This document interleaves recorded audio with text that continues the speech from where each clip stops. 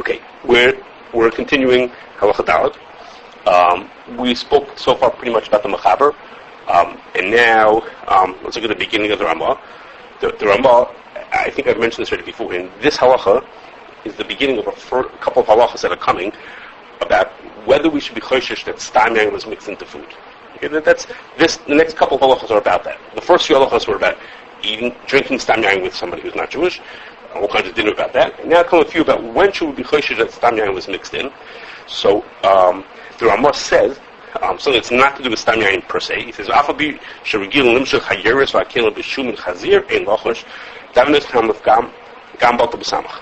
Okay, so the Ramah talks about a chashash that maybe there's animal fat in the barrels, and he says, don't worry about that. And we're actually not going to talk about that today. In Mitzvah Shem, we'll get to Halacha Zayin. I'm going to wait to speak about it today. And what the Ramah is saying over here, what's going on, and what he's trying to say at the beginning of the Ramah, I'm going to wait for Halacha Zayin a couple times. But we're going to digress, because the Pesach Tshuva brings here a shayla from Rabbi Yaakov Emden in Sheilas Yavitz. Rabbi Yaakov Emden had the following shayla. People wanted to know if they could eat beans. Okay, so it connects to over here because the Ramah is about to talk about a bunch of the next bunch of dinim are about chashashas that stam yain was mixed in. But the Ramah here threw in a chashash that maybe animal fat was mixed into it, or chazir fat was mixed into it. So the Pesach Tshuva brings the following shayla. It seems that the people in those days, the beans used to get washed in soap before they came to market, and the shayla was whether they're allowed to eat them. Okay, so he has three reasons why you're allowed to eat them. I'm going to tell you two of them quickly because that's not what we're focusing on, and then we'll get to the third one. He says the first reason is because the soap gets washed off. Okay, so there's not going to be any soap left on your beans. Okay, fine. He said also you should know the soap doesn't get any chazusa or flavor to it. Although the soap makes it cleaner, but it's really not. It's not soap giving chazusa. The soap is just cleaning it away so that you see the actual bean behind it. So he says, and therefore don't worry about it. Okay, those are the two reasons that we're not going to talk about. Okay, but the other reason that we're going to talk about is that's what we're going to focus on more. But before I tell you what the reason is, before I tell you what his answer is, he doesn't tell you what the shayla is, because to him I guess it was obvious. Let me just explain to you what the shayla is, and then once you hear the shayla, then we can get to what the teretz is. Okay? He doesn't say what the shayla is. He says they just want to know if they can eat the beans made with that are washed with soap. Word for soap? I don't remember which word he used. I don't remember. What? I don't remember which word he used. I don't remember which word. Okay, so the way he makes soap is as follows. Okay? That's a diagram of a fat molecule. Fat or oil, they look the same. And what you may recognize with the purple on the left, that's a glycerin. Okay, it looks sort of like a letter E. Okay, if you have an imagination, that looks like a letter E. And the point is that it has three connection points. Okay, the glycerin has three connection points, and it connects to three fatty acids. Those are the squiggly lines on the right side, or the bluish, greenish, whatever color you think those are. Those are the fatty acids on the right side. And the difference between, as we've said plenty of times, the difference between a fat and an oil is just what fatty acids are on there. Okay, they all have the same glycerin.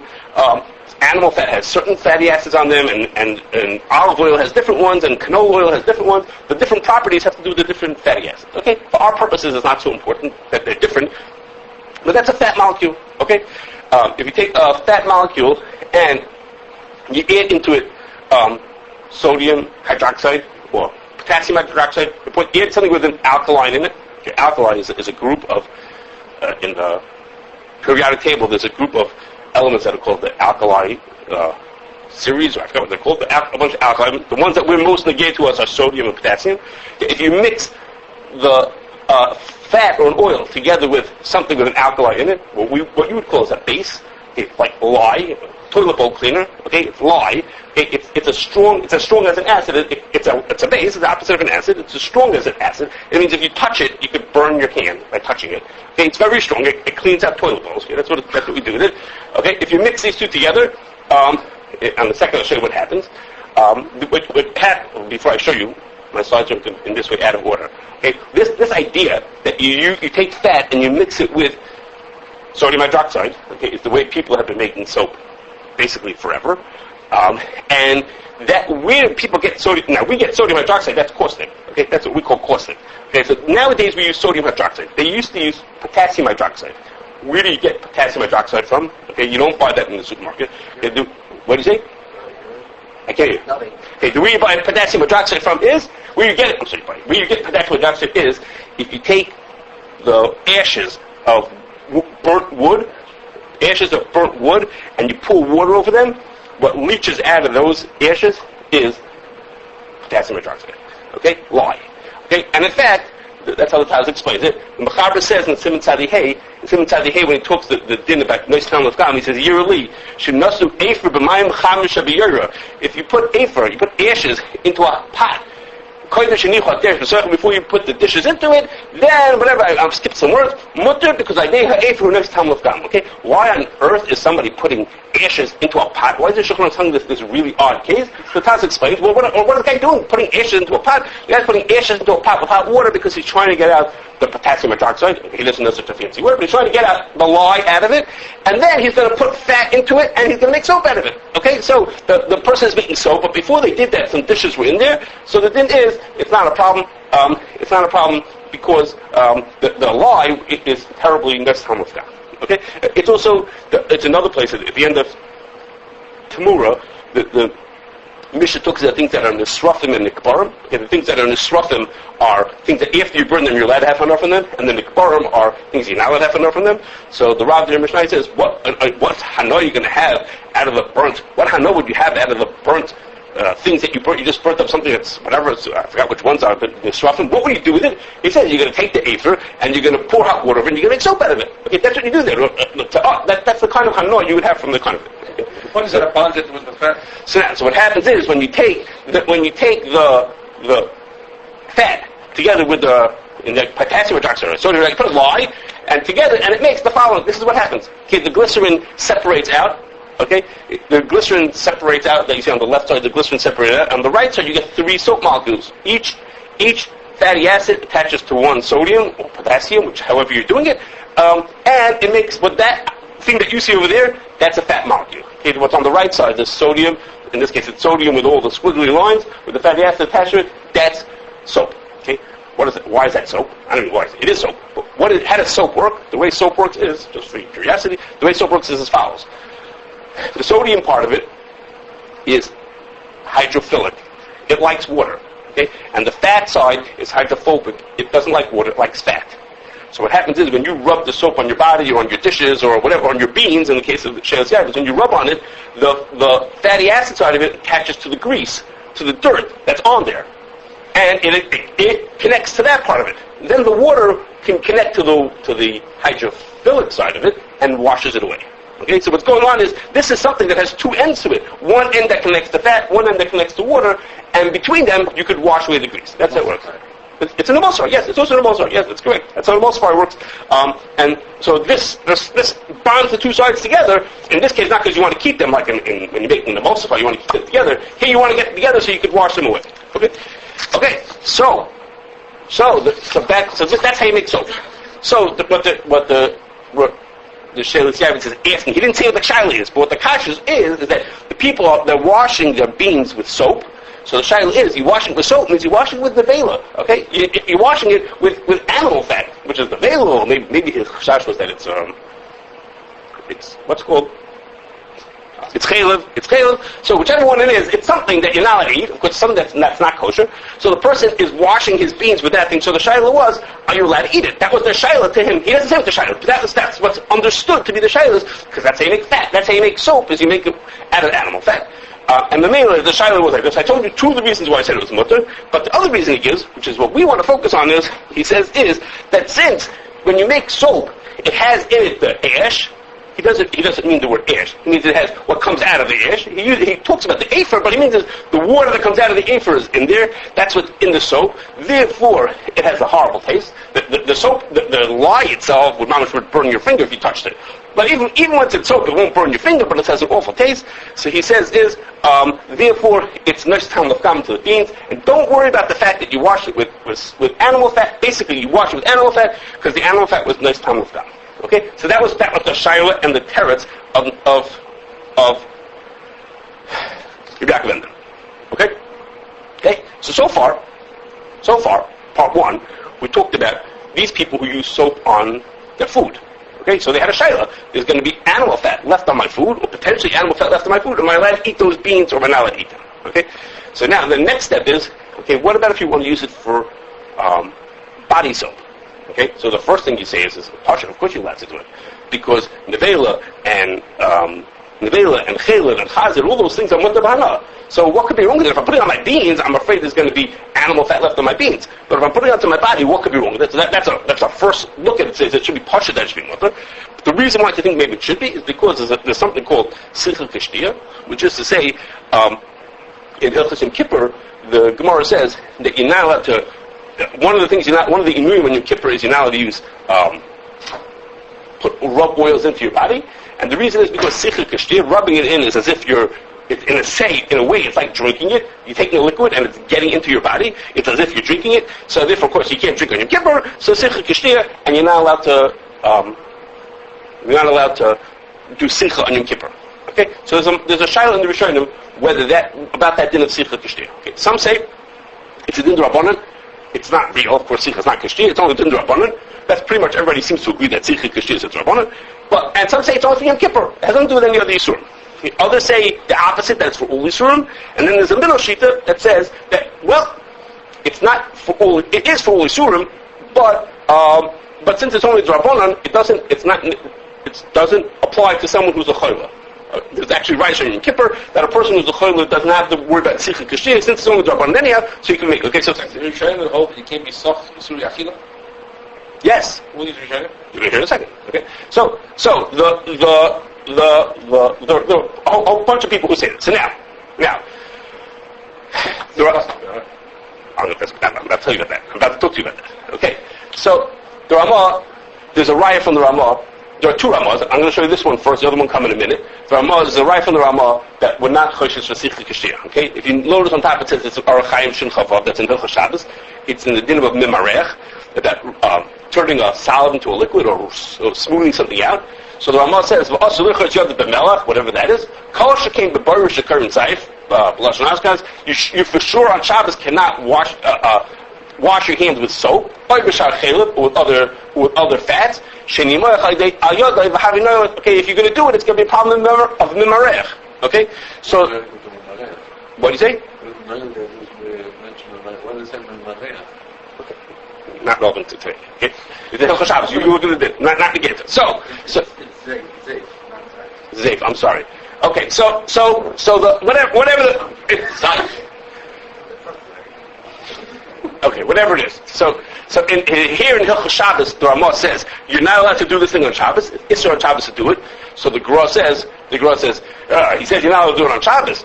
During the weekdays you'd be allowed to do it, right? You don't do that on Shabbos. You can't use soap, but during the weekdays you can use soap or chaylev. He says, and therefore. He says, that's what the Gra says, that's what the Ramah means. The Gra says, but it's not true. That's not the din. There's some who hold like that. It's not the truth. That's really not the way the din is. The din is that you're not allowed to... What? It's chaylev. Right. So, right. When you go into the street, it meant that you go into the market and you buy it, then you're going to get trade stuff. Okay, so the Gra says the other Rishonim argue. I'm sure it's awesome. Brings a whole bunch of people who argue. Yes. Next there, Sicha, even though you're washing right off the front, Sicha that you want to throw your skin. That's a good question. Obviously it is. And there is. And also, the Taz in Sim Kuf Yitayin also says that you should say like that. Also, you should be machal Sicha Kishtia, as does the Nekudas Ketzav over there. I'm going to get to the Nekudas Ketzav in a second. The Nekudas Ketzav also says it. All say that there is a problem of Sicha Kishtia, even not just Yom Kippur, and Mele should be machal. Okay, the Bir Halacha in Shin Chavav, the Bir Halacha brings it, very big kitzer, he brings it, and he says, the minig is to be mekel. The Bir Halacha says the minig is to be mekel, but if a person has an option to buy kosher soap, then that's what you should do. Okay, that's what the Bir Halacha ends off. That if you have an option, the Dr. Tshuva says the same thing in your day. He doesn't say for Pesach. He's talking about for year round, and he says, we allow bar soap. I'm not finished. Let me finish. I have another 2 pages to go. Okay, so he says, but a person should, if you had a choice, you should do it. And in fact, there are choices. Okay, there's the choice of either ones that really have hashgacha on the left. The rokeh soap, okay, which is made instead of you can make it with animal fat or vegetable oil. This is delicious. It's the same thing, the same stuff. So the I see that body soap. okay, so it's made out of vegetable oil. Again, the soap is soap. Whatever animal with fat or oil you start with it doesn't make such a difference. Or no, Sicha Kashtir goes for the body, right? Or a person could buy vegan or vegetarian soap. Okay, there's loads of them out there. Okay, if you walk into the supermarket, you have to look maybe not where you usually look, but the vegan and vegetarian ones for people who don't want to use animal products. They also don't want to use soap, so they make all types of ones that are made from different kinds of oils. Again, you need a fat or an oil, but you don't have to have fat. Animal fat was an easy thing to make it from, but you can make it from oils also. If you combine it. Okay, I'm going to give you another option in a second. But for now, your option is to find something not made with animal fat. If that's you want to be machmir for that. Okay? Rabbi Shachta says, he says that in the 60s he heard, okay? Now, I wasn't around. He said that in the 60s they said that when Roker came out with kosher soap, okay, I don't know how old the company is, but the way he says it is, when it came out with kosher soap, Reb Chaim Ozer was really happy about it. Okay, because he was happy to be machmir. Okay, so it sounded as if Roker soap was like way from like the 30s. Who's Reb Chaim Ozer? Kaczynski. In the 60s, Rav Shachta heard that when this company came out, he said at the hesped of this and this person in the 1960s, that's what he said. That's how he remembered it. That he remembers that they said this thing that, now, I don't know anything about this, the history here, whether they were really around for that long, but supposedly he was very happy. Okay, now, that's one part of the question. However, this I don't have you on the screen. Maybe I do. I don't think I have it on the screen. The Pri Chodesh and the Aruch Shulchan say, and some others say, wait a second. Let's say we want to be machmir for the din of Sicha Kashtir. That Sicha Kashtir is also even year round. Let's accept that shita. I told you the Taz says it and the Shach says it, and there's that the Gross says you should machmir Sicha Kashtir. Let's say you want to be machmir with that shita. Okay, he says, but that's only when you have Isser. Okay, but this stuff is not Isser because it's not royal achila. Remember what you mix into it. You took animal fat, that was Isser, and you mix it together with toilet bowl cleaner, okay, and you put them together, and you come up with something that tastes still pretty awful. I forgot the words of the Aruch Shulchan. I was going to put them on the screen. It got too late. The Aruch Shulchan says something like there's nothing as pogum or disgusting as this thing. So of course it's not royal achila. He says, so you want to be machmir for Sicha Kashtir? Fine, be machmir for Sicha Kashtir. But only machmir for Sicha Kashtir, be machmir for Sicha Kashtir when you have something that's Isser. But this stuff is not Isser at all. Okay, and in fact, the Rabbi Yaakov Emden said it for the beans. He said it's not royal achila, it's not sam of gan. But the same point, which is that it's not royal achila, so it's not Isser. So you want to be machmir to Sicha Kashtir? That's very nice. Now there's a diuk that the Groch may agree to that. Okay, you don't have to agree with me, just a diuk. Okay, and that is as follows. This is the Ramah that I showed you before. Okay, the Ramah says you shouldn't wash your hands with Beiris, with Zayf or Zoif, whatever you want to pronounce it, or B'shar Chelav. Okay, you shouldn't use soap or fat. Okay, the Gera's comments are on the words B'shar Chelav. Okay, the Gera, when he says this is because Sicha Kashtir, but I disagree, and I'm sorry, the Ramah's make about Sicha Kashtir, but I'm machmir to say Sicha Kashtir is Aser. The Gera doesn't say it on Zayf. Okay, on Beiris, on Zayf. He says it on Chelav. Okay. Why do you do that? Why do you wait till the second thing the Ramah said? That's clearly trade. Zayf is clearly trade. Yeah, that's what you make Zayf out of. You take animal fat and you mix it with water. That's how you make soap. So I don't know if it's a diik, but I thought it was a diik that he says the fact that he waits to say it on the second thing, b'shar chelev, because on chelev it's taka makes sense to be machmir because it's a shayla of Sicha Kashtir. The Ramah is being made, and the Ramah says no, you should be machmir on Sicha Kashtir. He says, but on soap, no, there's no Sicha Kashtir on soap. I don't know if that's true, but it's a possible deed that he would say if he's not going to like the Pri Chodesh. Okay? When they say why is soap now? It's not royal achila. So it can't be Sicha Kashtir, only Sicha Kashtir when something that's Osir. It's not Osir. This is not an Isser. It's Heter. What's this for to argue on that? I'm coming to that. Give me a second. I'm going to come to that. Okay, now, the truth is that what I just said to you brings up a question. So what brings up the following question, which is like this. The Shach, I told you, this is one Ramah. Okay, this is one Ramah. Okay, this is one Ramah. That was one Ramah. That was one Ramah. Okay, but there's another Ramah.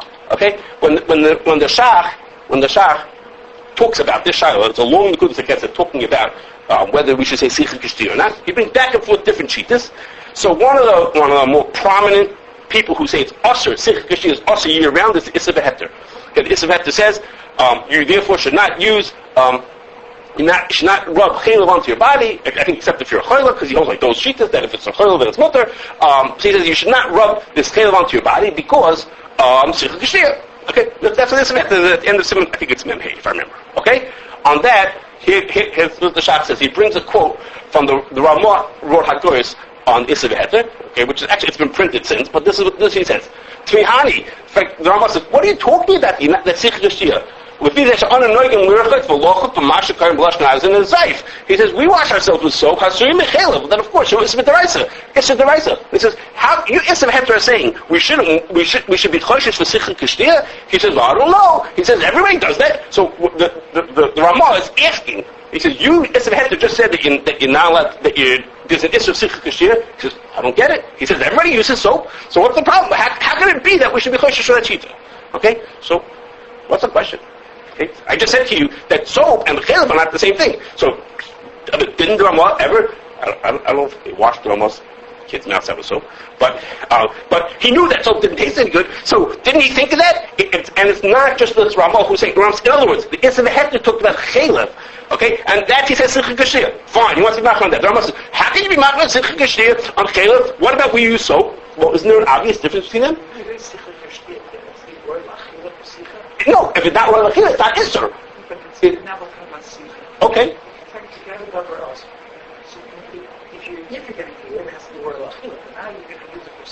No, if it's not royal achila, then it's not royal achila. If the thing is royal achila. Okay, therefore. So why is it so obvious that it should be? Okay, so to me it was more obvious. I'll come to what you're saying in a second, and what David says also. But it's not just the Ramah who does this to the Issa V'Heter. The Shach himself does it. He's talking about using chaylev, and he switches from chaylev. He switches back and forth between chaylev and soap, back and forth. The Be'er Halacha also does that. The Be'er Halacha also does. The Be'er Halacha is talking about using chaylev. He says these people say there's an issue of Sicha Kashrus that don't use chaylev, and do or don't use chaylev. He says, and therefore you shouldn't use soap. Okay, in other words, a number of people who are switching back and forth as if chaylev and soap had the same shaila to it, and l'chayra, the Pri Chodesh sounded like there was a sense to what he was saying. He says, it's very nice to be machmir for Sicha Kashrus, but it's not royal achila. Okay, so it gives the impression that these achronim don't agree with what we say from the Pri Chodesh. The Pri Chodesh said it's not royal achila. It gives the impression that they think something wrong with what David and Levi said which is that if you think that Sicha Kashrus is also, if that's what you think, Sicha Kashrus, that means is rubbing it into your body is midrabanan, as if you drank it. Okay, so then it's royal achila. It is, because it's royal for shtir. You could drink it. You can't drink it in your mouth, but you could drink it by rubbing it into your body. Okay, so you're well, if you think that Sichas Kishtir, that midrabanan, rubbing into your body as if you drank it, so then in effect it's royal achila. It's not royal achila through your mouth; it's royal achila through a different way. Your pores on your skin, it's royal achila that way. So maybe that's what they held, that makes it royal. That makes it considered to be royal achila. Okay, I'm not convinced. I don't see anybody saying that Hesber. The only people who I've seen are people who said it's not royal achila, because soap, of course, soap is not royal achila. So we're just guessing what they could possibly think. Why these other people are not? They're ignoring that. Okay, they're switching back over the thing. If chaylev is also, then soap is also also. Which it seems like we're missing something over here. Okay, so maybe this is a hezbollah. I don't know. But okay, now so far, part 3. So far, you should come on a cool onion Kippur. Yeah, what? You should be able to be soft. Let's say I have an ointment that's gishmak on my skin, but it's not really achila at all. So those that are machmir, let's say all year it's not needed. That's why it says that. It's also because it's geshtir, and therefore what? If you say it's geshtir, it's like drinking. So then on Yom Kippur, the shmak ointment to rub in your skin, but it should be mutter if it's not royal achila. If they're asking it, it's like eating, it's like drinking. So then it should be also to do sicha, something that's not royal achila. Also should be mutter. Those that are machmir. No, those who are machmir for year round would then be machmir for Yom Kippur also. If they think, unless you say this is svara, it's different. But you don't say whatever this story. If you don't say this svara, it has to be royal achila. So then in Kippur we're asking. So if you say it has to be royal achila, means you're makel year round. That's Sicha Kashrus. You say you can use soap. You could use soap during the year because it's not royal achila. Then you'd be able to use soap on Yom Kippur also. The makel would be makel in both cases. You're saying. No. Not that I'm machmir all year. And say don't use soap. Don't use soap. They don't believe this. They say is the fact that it's considered royal achila. The fact that you could rub it into your skin is considered royal achila because it's kishti. It's like you're drinking it. let's not go with that. Say it different. Say what you want, okay? Those that are machmir, they say it's like drink. It's like, right? Even if it's not royal achila. No, let's say only if it's royal achila. Those are the mekilim during the year. Those are people who are mekilim during the year. But the machmir is saying it has to be royal achila. The machmir that the real achilim say Sicha is not kishtiya, you can suffer surah achila. They're saying the real they hold the Sicha kishtiya, but they're being mekel to say that it has only when it's royal achila, that's when there's a problem. It's only when it's royal achila, so it means that the asir, because it's like ingesting it. Okay. So then on Yom Kippur, it should be mutter if it's not royal achila. So they should be mekel. It's just like they're mekel during the year, they should be mekel during Yom Kippur also then. Yeah.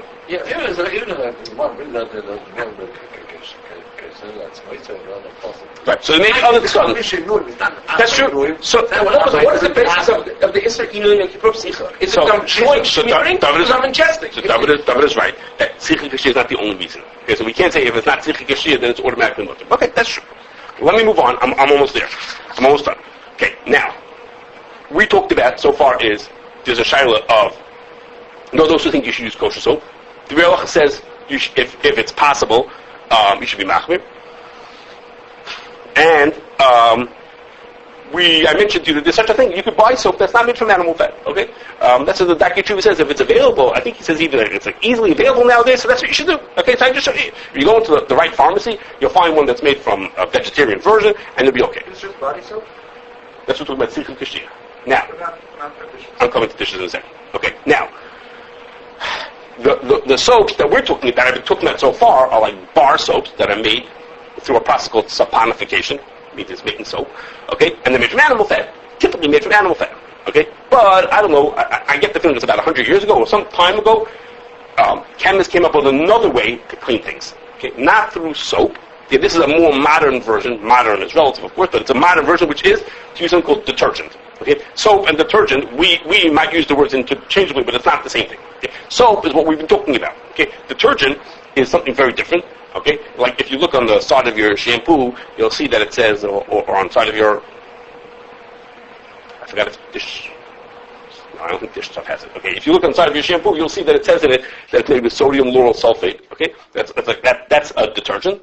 Okay, and for us who deal with foods, know that sodium lauryl sulfate, the lauric acid comes from vegetable sources. It does not come from animal fat. Not that it's impossible. It doesn't usually come from animal fat. It usually comes from vegetable sources. It could be made on treif kalim, but it's not going to be made. It's not treif itself. And a detergents tend to be liquids. They don't have to be. They tend to be liquids, and they basically are made from things that are kosher. Now, that's not to say that they don't have maybe glycerin in them or other things, smaller ingredients that might make a difference, but by and large, then the ikar is not something that's made from animal fat, okay? As opposed to when you go to an animal fat, if you look at a bar of soap, you go home and you look at the package, you probably never looked at it. But you'll see on the side, when it's list ingredients, so for some reason bar soaps list ingredients, have to list ingredients, and you'll see it'll say things like, sometimes it's like really dramatic, like really catch your attention, say like sodium tallowate, okay? Because that's what it's made from. Sodium, I told you it's sodium hydroxide and fat, and they'll call that sodium tallowate. Sometimes they're nicer, they call them sodium stearate, which is similar to sodium palmitate, but sodium tallowate is like making it like really clear, this is made from tallow, because that's what it usually is, okay? But as opposed to the liquid soaps are not made from that. They are detergents, they're not soap per se. And therefore, a person who wanted to be machmir for this shita and say, I only want to use kosher soap, the Beverages says if it's possible you should do that, he has an option. Instead of using bar soap, he could use body wash, liquid body wash. Okay, there's such a thing as people, instead of washing the body with a bar of soap, they wash it with a liquid. Okay, it's a liquid body wash. Okay, so that is not going to be made of treif ingredient. Again, I'm not guaranteeing you there's nothing treif in there also, but the ikar of the soap, the ikar of the wash is not going to be treif. Okay, the ikar of the wash is going to be something that's made from vegetable products. Okay, so is there some standard over here? No, we don't consider. Okay, I should have taken it back. I assume no. Is that child?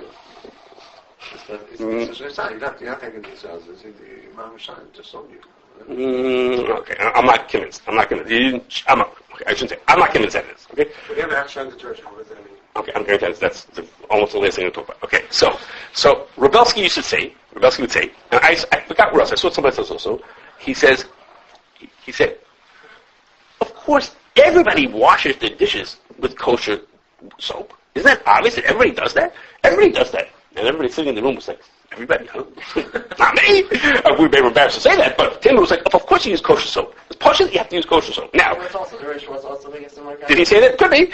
Okay, so now, there's a few parts here. In order to say that, listen to what you're trying to say. First of all, the Shayla Siavitz basically was talking about that shaila. When he's talking about washing beans with soap, it's the same thing as washing dishes with soap. The point is, it's not a Sicha Kashtir shaila. It's only a shaila of maybe there's going to be residue left on there that's going to get a blia, or it's going to be the end left on there that's going to get into your food later on. Okay, you're not eating, the shaila is not getting into the plate.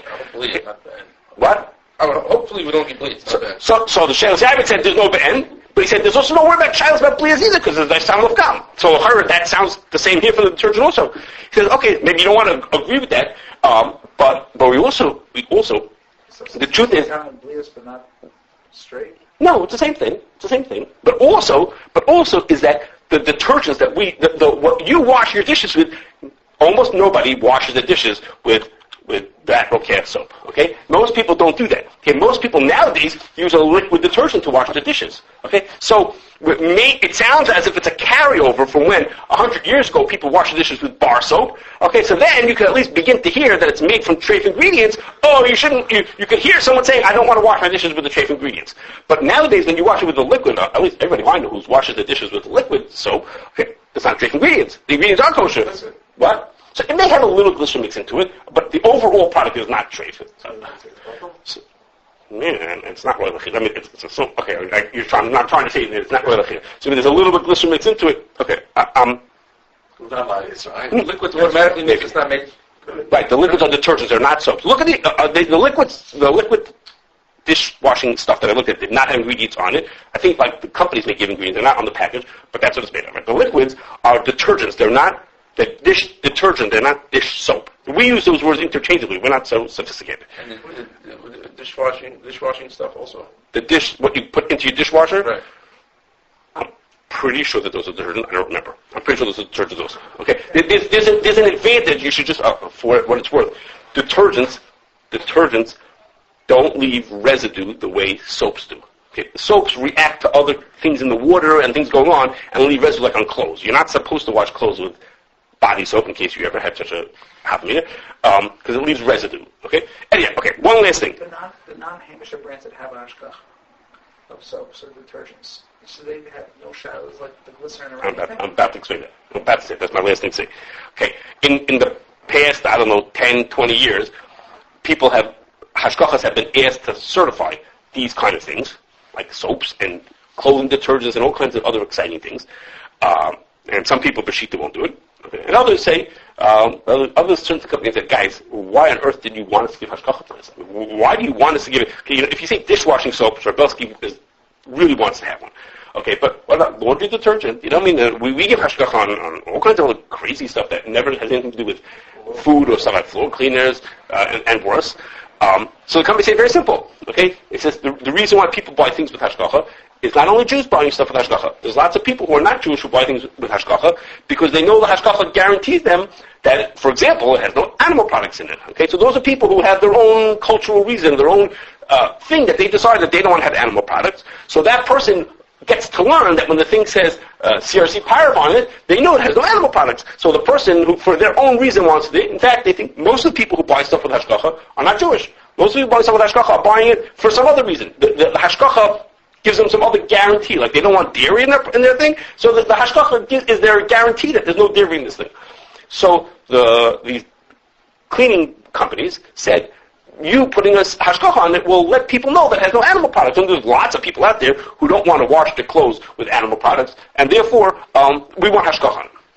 Okay, so Mamela, once they heard that was the hesper, once they could understand what they were talking about, so Mamela, they made a new class of hashkacha, okay, which some people call laundry gate hashkacha or for non-food use and things like that, which is, since they're not catering to people who care about kashrus, they're not caring, the people who want their floor cleaner to be kosher are not people, it's not for a Kashrus reason. It's not a Yid who's asking for it. It's other people. So the Hashgacha is providing a service to this company, but they don't have to provide the service in the same way that they would do for Hashgacha. So, like, for example, those people don't care about Plias. Those people just that there shouldn't be any be'en. There shouldn't be any animal product in there be'etzem. So we usually, if a person wants to use lauric acid, for example, if you want to use lauric acid, we would say it needs hashgacha, because lauric acid, it's made from vegetable products, but it could be made on animal kalim. Okay? But for these kind of products, lauric acid is fine. You want to use lauric acid in a non-food item, no problem, because the only point we're trying to get across is that this is good for you person who doesn't want animal products, and that's sort of what you're looking for. All kosher ingredients, but those kosher ingredients don't have to meet the same standards as, so to speak, real kosher ingredients. Detergent, the glycerin, really care about? Yeah, so the glycerin will be vegetable glycerin. If that vegetable glycerin was made on treif kalim, they would let that. But it would be kosher glycerin. So if you get, let's say, palm olive. Not kosher, it'd be Vegetable, I'm sorry. Palm olive has an OU on it. The palm olive liquid dish detergents have an OU on it. It means that there's no ingredients in there that are inherently treif. There may be, the glycerin may be made in an animal vegetable plant. That's fine. That might be true. The lauric acid, no one cares about it. Lauric acid is fine, however you want to get it from. But the ingredients are kosher. The thinking being, they actually were not trying to cater to Belsky, so to speak. They were trying to cater to the people who are just fine because they don't want the animal things. It probably makes Belsky happy also. You see, that's there's no myelin in kosher dish detergent. The myelin is, let's say, if you're worried about the little glycerin that's in there, then you're okay. But basically, even if you didn't get that from a kashrus perspective, it's basically going to be kosher no matter what you're going to do. No matter what, it's going to be made of that's what it's made of. As opposed to a bar soap, no, then you're definitely starting with, no, actually, you're almost for sure starting with animal fat. Is there any bar soap? Is there any bar soap with hashgacha? It's the same thing. It's the same soap. Soap is soap. You wouldn't put on your body because when you open up, you say, this doesn't really appeal to me, because there's no viable alternative. Because Mr. Ivory does a better job making soap than Mr. Rukech. But it's exact soap is soap. There's no difference to make soap for your body. I'll take that in fragrance and things to make it appealing. That's true. There's no kosher alternative. There is kosher alternative. You can go buy a vegetarian one. There's a zillion. That's no animal testing. You'll look more carefully. You'll see that it's vegetarian. I don't see anything here vegetarian. You don't see anything there, but I did. It's vegetarian. It's made from coconut. I forgot which kind of oil it's made of. It's not made from animal fat. And you walk to the store, there's lots of vegetarian or vegan choices for people to buy.